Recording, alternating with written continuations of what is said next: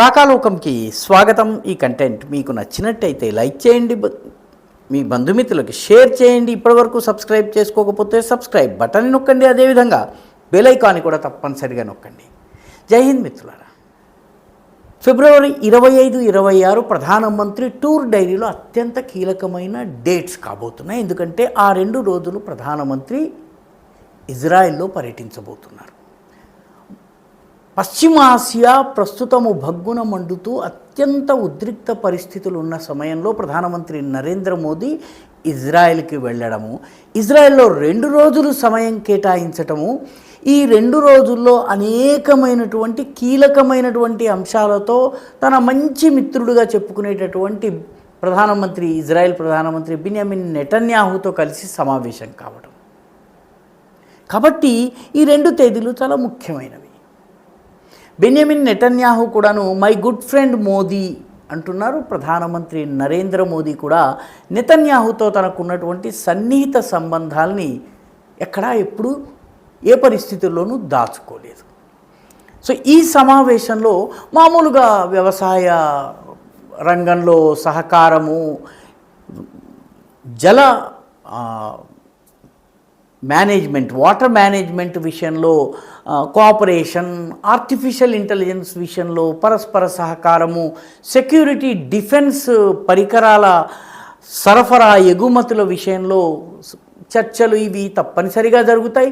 ఎప్పుడూ జరిగేది. ఎందుకంటే భారతదేశానికి సంబంధించినంత వరకు ఇజ్రాయెల్ చాలా కీలకమైనటువంటి డిఫెన్స్ పార్ట్నర్. ఆపరేషన్ సింధూర్లో కూడా ఇజ్రాయెల్ మనకి ఇచ్చినటువంటి డ్రోన్ టెక్నాలజీ, దానికి మన సొంత టెక్నాలజీని కొంత యాడ్ చేసి మనం అద్భుతమైనటువంటి డ్రోన్ డిఫెన్స్ మెకానిజంని డెవలప్ చేసి ఆపరేషన్ సింధూర్లో పాకిస్తాన్ని పచ్చడి చేయగలిగాం.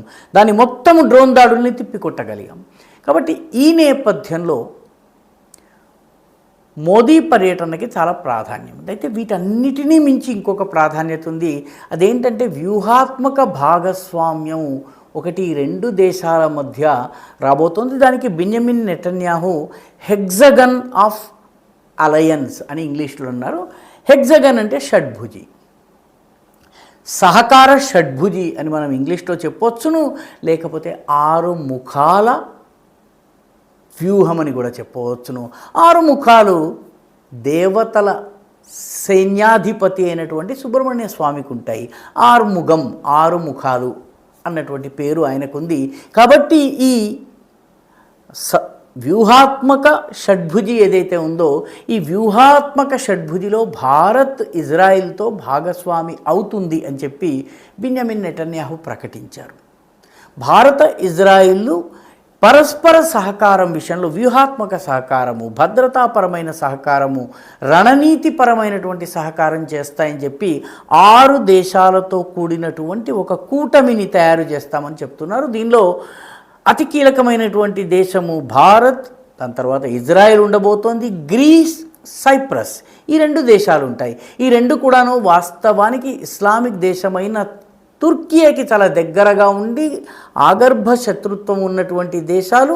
సైప్రస్లోని సగభాగాన్ని తుర్కియా మూలానికి చెందినటువంటి వాళ్ళు ఆక్రమించుకున్నారు. రాజధానిని కూడా 2 ముక్కలు చేశారు. అదేవిధంగా గ్రీస్తో చాలా కాలంగా ఘర్షణ ఉంది.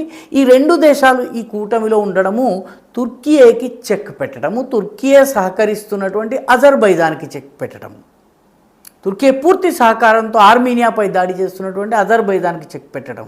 ఇదే కాకుండా ఒక ఆఫ్రికన్ దేశము, ఆ దేశం పేరు ఇప్పటివరకు ఇజ్రాయెల్ బయటపెట్టలేదు, ఒక అరబ్ దేశం కూడా కలిసి వస్తున్నారు. ఆ దేశం పేరు కూడా ఇప్పటి వరకు ఇజ్రాయెల్ బయటపెట్టలేదు. ఈ 6 దేశాలతో ఒక వ్యూహాత్మక సమర వ్యూహ షడ్భుజాన్ని తయారు చేస్తాము అని చెప్పి 6 ముఖాల వ్యూహాన్ని తయారు చేస్తామని నెతన్యాహు ప్రకటించారు.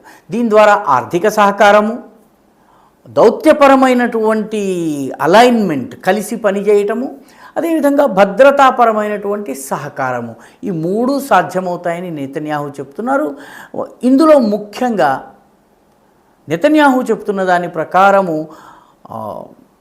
వెస్ట్ ఏషియాలో, పశ్చిమాసియాలో 2 రకాల వ్యూహాలు అక్కడ పరిస్థితిని దిగజారుస్తున్నాయి, కలవరపరుస్తున్నాయి. ఒకటి షియా రాడికల్ అలయన్స్, ఇది నెతన్యాహు వాడినటువంటి పదజాలము.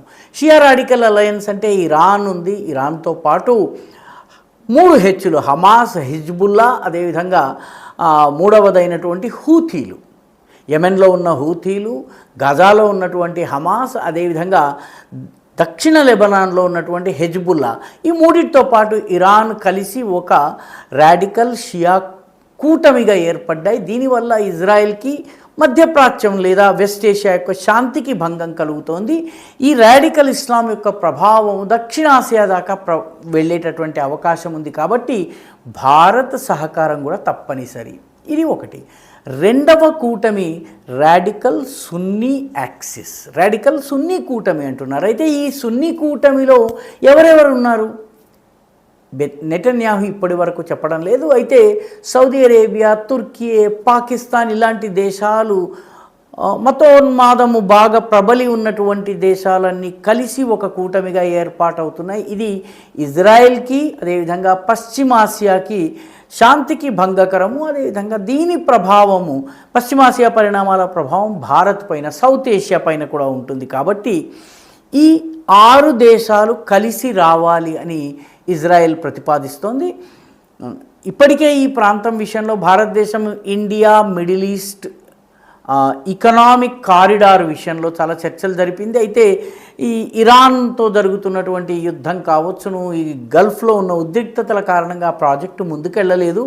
అది కాకుండా ఇప్పుడు ఈ హెగ్జగాన్, ఈ షడ్భుజి, వ్యూహాత్మక షడ్భుజిని ఇజ్రాయెల్ ప్రతిపాదించటము, దానిలో భారత్ కీలకమైన భాగస్వామి అని చెప్పటము, ప్రధానమంత్రి నరేంద్ర మోదీ సరిగ్గా ఇదే సమయానికి ఇజ్రాయెల్లో 2 రోజులు పర్యటించటం, 2వ రోజు ఆయన ఇజ్రాయెల్ యొక్క చట్టసభ, మన పార్లమెంటుకు సమానమైనటువంటి నెసెట్, KNESSET, నెసెట్ అంటారు. ఈ నెసెట్లో సభ్యులందరినీ ఉద్దేశించి ప్రధానమంత్రి మాట్లాడబోతున్నారు. కాబట్టి చాలా కీలకమైన పర్యటన. ఫిబ్రవరి 26, 25, 26 ఈ వ్యూహాత్మక షణ్ముఖి తయారవుతుందా? ఈ షణ్ముఖిలో భారత్ పాత్ర ఏమిటి? భారత్ దీనిలో ఏ రకమైనటువంటి భూమికను పోషించబోతుంది అన్నది రాబోయే రోజుల్లో మనము పరిశీలించాల్సి ఉంటుంది. నచ్చినట్టయితే లైక్ చేయండి, షేర్ చేయండి, ఈ ఛానల్కు సబ్స్క్రైబ్ చేయండి. మీ అభిప్రాయాన్ని కమెంట్ల రూపంలో తప్పనిసరిగా పంపించండి.